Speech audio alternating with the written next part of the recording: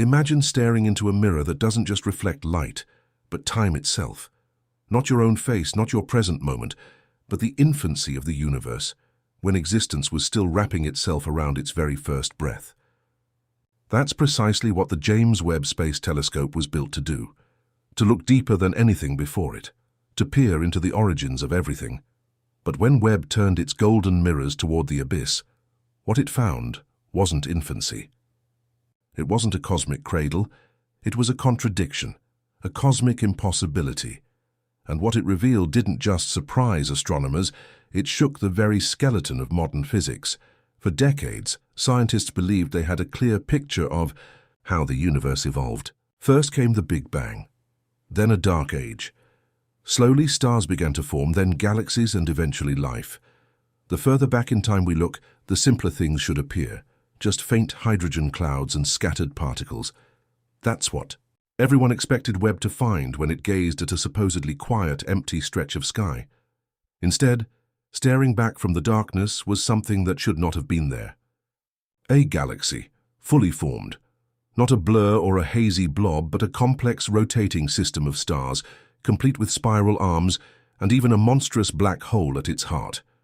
Not just present, thriving, and it wasn't a one-off. As more data streamed, in galaxy after galaxy appeared, all impossibly structured, gravitationally stable, chemically mature. It was as if the cosmic clock had leapt forward billions of years, skipping the slow crawl of evolution and dropping us straight into an era of galactic adulthood. With every new observation, one terrifying question grew louder.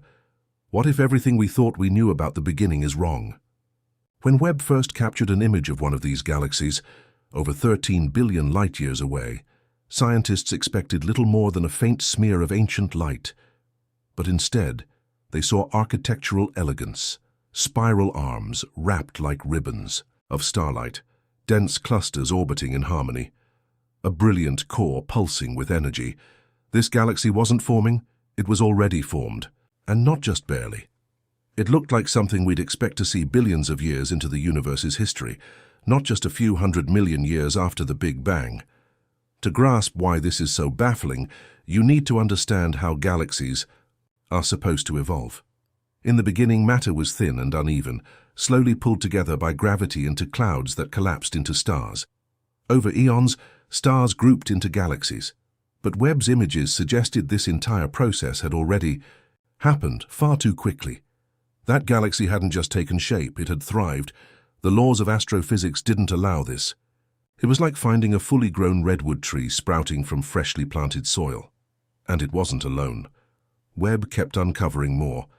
Across vast regions of the sky, multiple galaxies appeared, each showing complexity and maturity that shouldn't have been possible.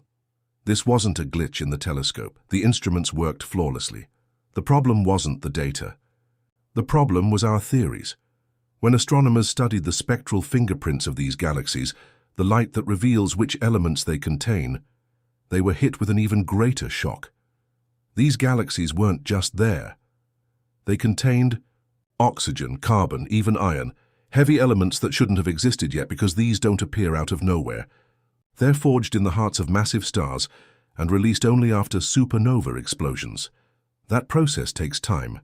First-generation stars burn hydrogen and helium, then die, scattering their contents. Later generations are born enriched with heavier elements. That sequence should have taken hundreds of millions, if not billions, of years. Yet here were galaxies, less than 400 million years after the Big Bang, already showing signs of multiple stellar generations. That meant the first stars hadn't just lived and died. The cycle had already repeated, more than once. The early universe wasn't quietly waking up. It was sprinting, forging, burning, exploding, and recycling matter into complexity at a pace no one anticipated. And this raised even deeper questions. Because these weren't just elements for stars. They're the building blocks of planets, atmospheres, and possibly even life. To find them so early was like discovering a thriving coral reef at the base of a volcano that erupted yesterday. The timelines weren't just fast, they were broken. Just when things couldn't get stranger, Webb found something even more outrageous. At the heart of one of these ancient galaxies, sat a supermassive black hole, weighing more than 1 billion suns. In today's universe, that would be astonishing, but in the early universe, it was cosmologically absurd. Black holes are thought to grow slowly, over billions of years, by feeding on gas, dust, and stars. Even the most optimistic growth models can't explain how such a monster could exist within just 400 million years. It would be like finding a fully grown adult who was born an hour ago. And yet, there it was. The evidence was undeniable. The gravitational pull on nearby stars, the warped space, the energy emissions. This black hole hadn't grown. It had arrived. To explain it, scientists are now forced into radical theories, primordial black holes forming directly from dense regions in the early universe, exotic particles or dark matter accelerating growth. But these aren't tweaks to existing models. They're new blueprints for reality. What do you do when every observation breaks the rules? For many cosmologists, the answer is unsettling. You rewrite the rules. Because Webb isn't just showing us anomalies. It's showing us a universe that seems to behave in reverse, where complexity comes before simplicity, where ancient light carries blueprints that shouldn't exist. Some propose dark matter wasn't just a silent backdrop of gravity, but an active architect, scaffolding galaxies faster than we imagined.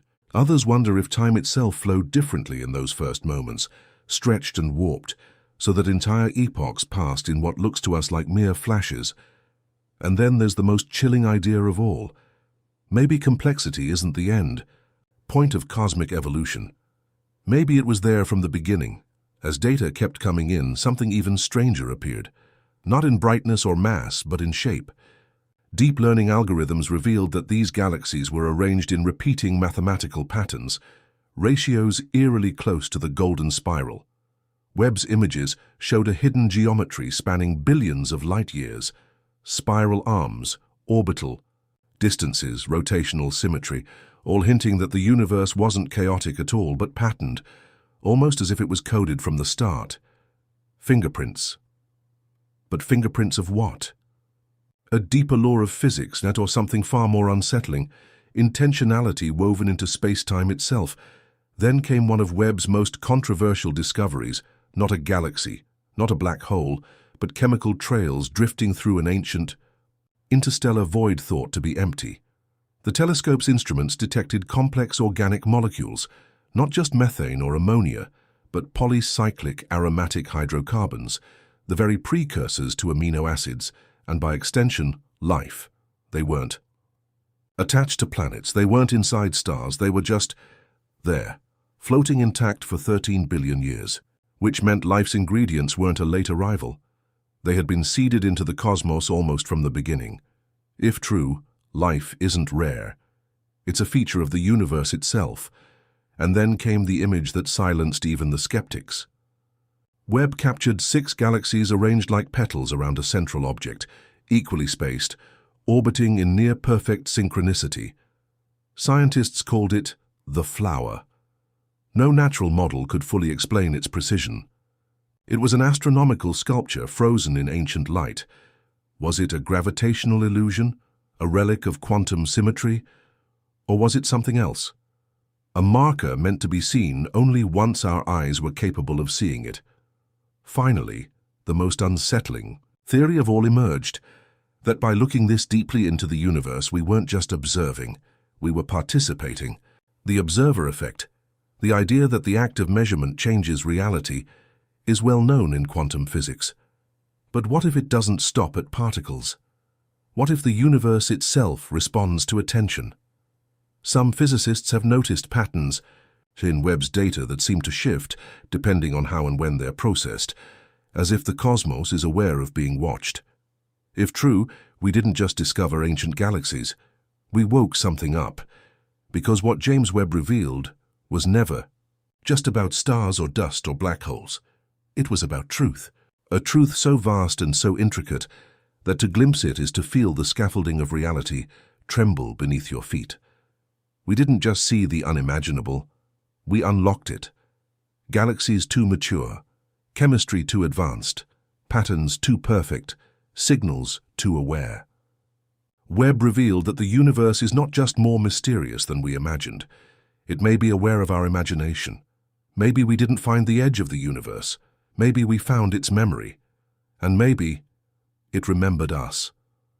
So now the question isn't what did Webb see? The real question is, what saw Webb? If this left you shaken, if the timing feels too perfect, the revelations too synchronized, you're not alone. Keep watching, because the next signal may already be incoming.